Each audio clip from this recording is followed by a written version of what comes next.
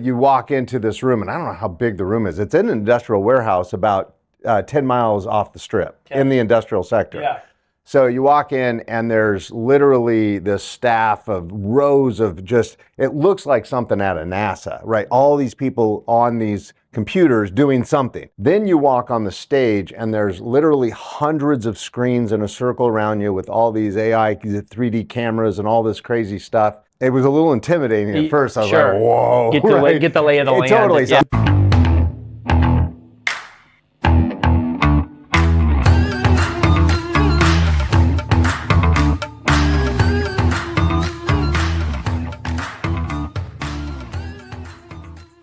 Welcome to our 5-Minute Friday, Industrial Advisors. You have Bill Condon and Matt McGregor. And today's topic's pretty cool. Matt just got back from a global CRE broker virtual summit, which was held by Rod Santomassimo, one of the biggest business coaches in the CRE space. He's the biggest. He is the biggest. Yeah. And I think it used to be best. Lipsky. Now it's, Lipsky, yeah. But Rod's fantastic, and he has a ton of people that they coach. Yes. I think there were probably thousands of people at this event. Tell us a little bit about, it was held in this really cool tech room. So talk about the room, and then we'll dive into kind of what was covered and all that good stuff. Yeah, absolutely. So this is the third annual, but the first virtual. And Matt was one of a few speakers at this event. So through the years, it was Massimo Con held in Texas at Texas Live, right outside of the Stadium District. And so he did a live conference and decided for global reach, because he's a global coaching program, that rather than have 600 or 700 there live, he wanted to see if he could do thousands virtually.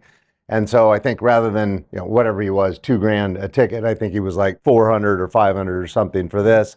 So he got a lot of people, right? And so the way we did it is he leased this room. I think he paid a couple $100,000 for the day for it. It is the most technically advanced virtual stage in the world. And so Tony Robbins has been there. The biggest event, I think, was Microsoft Global Conference with 17 million people dialed into it. Yeah, during the pandemic or something like that. Yeah. So a lot of people used it during the pandemic, but it's been used all the time. This has been in place for like 20 years. It's always obviously developing better and better. But if you walk into this room, and I don't know how big the room is. It's in an industrial warehouse about 10 miles off the strip in the industrial sector. Yeah.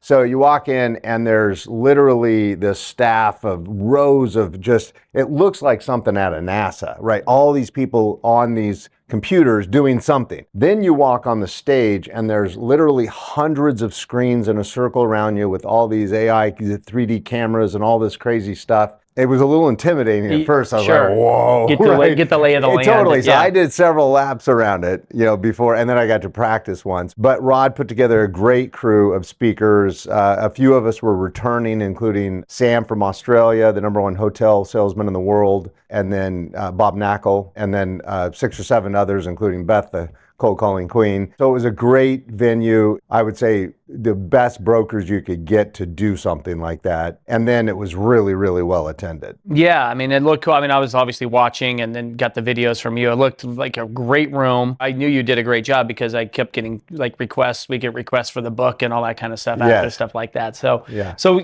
did you guys, was there a Q&A at the end where people were allowed to ask questions? Yeah, so each speaker broker had 20 minutes with a 2-minute overflow. Yeah. Some people took live questions. I didn't because I had maxed out my time. But there was a live feed, so you can see people making comments, which was a little distracting, while I was speaking. And then at the end of the day, we did an hour-and-a-half VIP, so you had to pay up to get a part of that. So I think it wasn't the full people, but maybe 800 people or something paid for the VIP to do the hour-and-a-half, ask us any question you want. Right, and you guys were all up there on stage answering. So any questions that stood out to you that were asked to you or the group?